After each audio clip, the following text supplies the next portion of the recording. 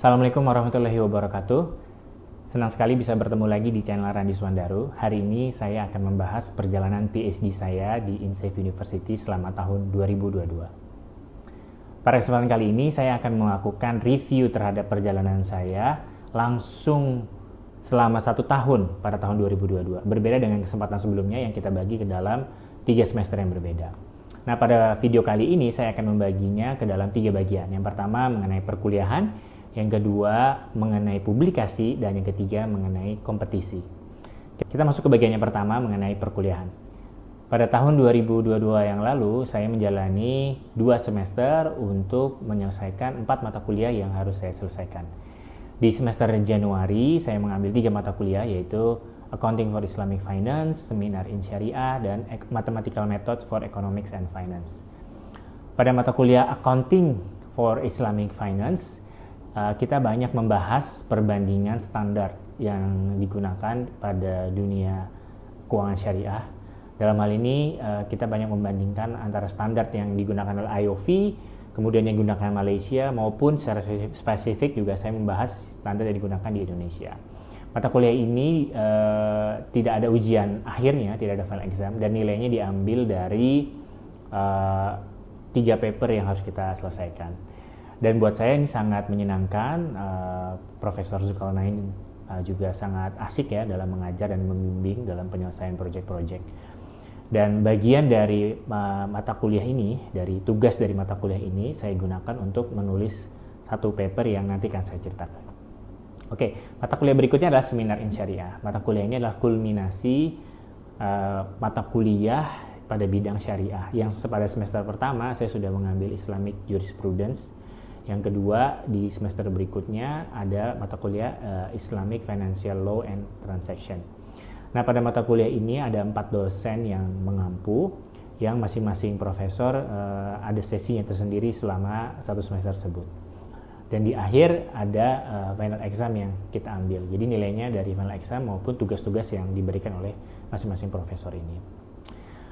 Kemudian mata kuliah yang ketiga adalah Mathematical Method for Economics and Finance. Ada 2 profesor yang mengajar, yaitu Prof. Mansur dan satu lagi adalah Dr. Ali. Nah, mata kuliah ini sangat unik karena seperti ketahui, Mathematical Method ini membutuhkan interaksi yang sangat intens sebenarnya untuk bisa optimal.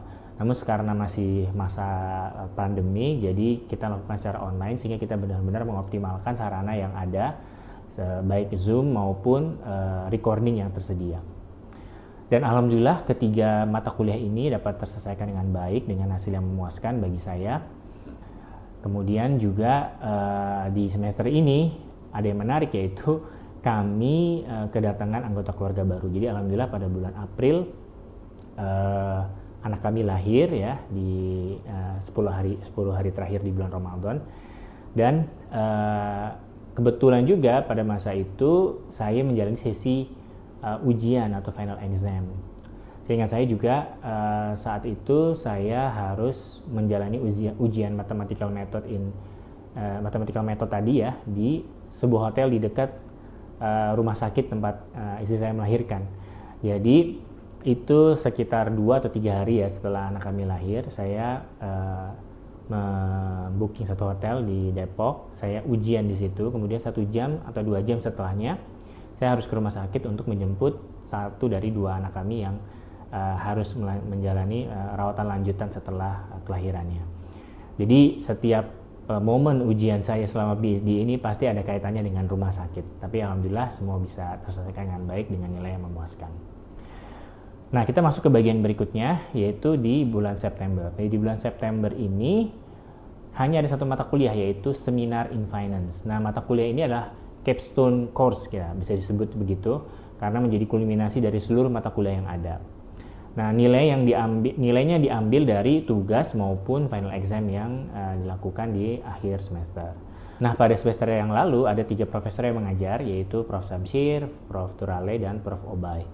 Nah, mata kuliah ini sangat menarik sih karena banyak pengalaman yang dibagikan, studi kasus yang dibahas baik oleh profesor maupun mahasiswa yang memiliki banyak latar belakang dari banking, central bank bahkan, ataupun Islamic capital market.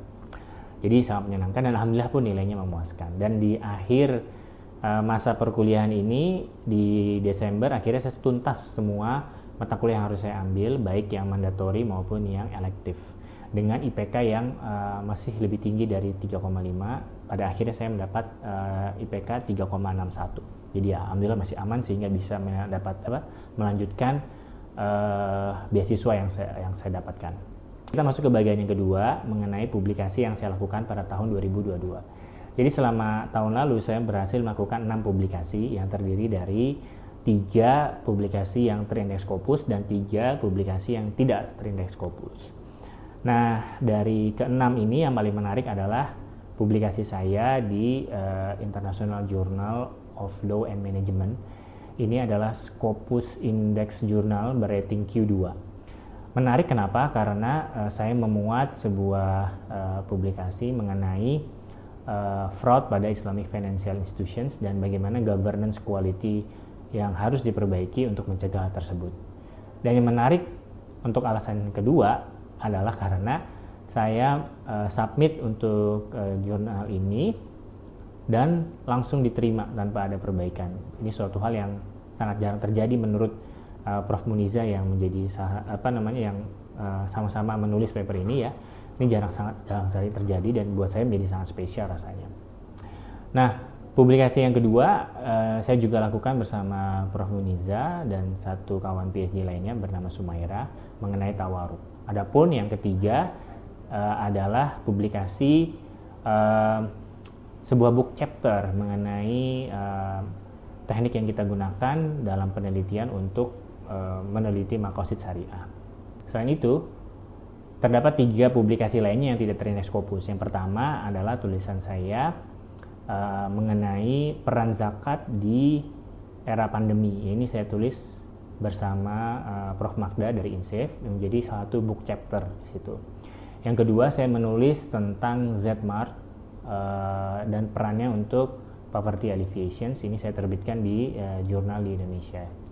Dan yang ketiga adalah book chapter lainnya mengenai Islamic Financing on Agriculture in Africa. Di sana saya membahas bagaimana riset yang telah dilakukan untuk pembiayaan syariah pada bidang pertanian di Afrika. Oke, kita masuk ke bagian yang ketiga, yaitu mengenai lomba. Jadi pada tahun 2022 yang lalu, alhamdulillah saya berhasil menjadi juara 2 pada kompetisi yang dilakukan oleh Otoritas Jasa Keuangan, lebih tepatnya OJK Institute, yang melakukan yang menyelenggarakan ya perlombaan di bidang sustainable finance. Nah, saya bersama kawan saya Mbak Nurul dari Indonesia juga berhasil menjadi juara pada ajang tersebut. Nah, kami membawa sebuah tema yaitu penerapan sustainable finance di perbankan syariah. Yang menarik dari kesempatan ini adalah saya nggak menduga akhirnya bisa menjadi finalis ya setelah submit paper, dan akhirnya jadi finalis. Finalis yang diundang untuk present ke Jakarta hanya ada 3, dan sangat nggak nyangka sih bisa sampai ke tahap ini. Kemudian dan begitu presentasi, kita juga nggak menyangka, semakin nggak nyangka ya, karena yang lain itu papernya luar biasa bagus gitu. Cuman yang menarik bagi saya adalah saat mendengar komentar juri bahwa yang unik dari tema kami adalah metode yang kami gunakan, yaitu kami menggunakan kualitatif research method ya. Sementara 2 yang lainnya, juara 1 dan juara 3 menggunakan quantitative research method. Nah, yang menarik adalah saya dan Mbak Nurul melakukan penelitian ini menggunakan analisis sentimen untuk melihat bagaimana sentimen masyarakat terhadap penerapan keuangan syariah di perbankan. Bagaimana penerapan sustainable finance di perbankan syariah. Juga menggunakan metode ANP, Analytic Network Process. Jadi ini yang membuat kebaruan dalam penelitian kami. Gitu aja kira-kira review saya untuk tahun kedua PhD in Islamic Finance di INSAFE University. Semoga bermanfaat dan juga semoga menjadi inspirasi buat teman-teman semua. Demikian, terima kasih yang sudah menonton sampai habis. Assalamualaikum warahmatullahi wabarakatuh.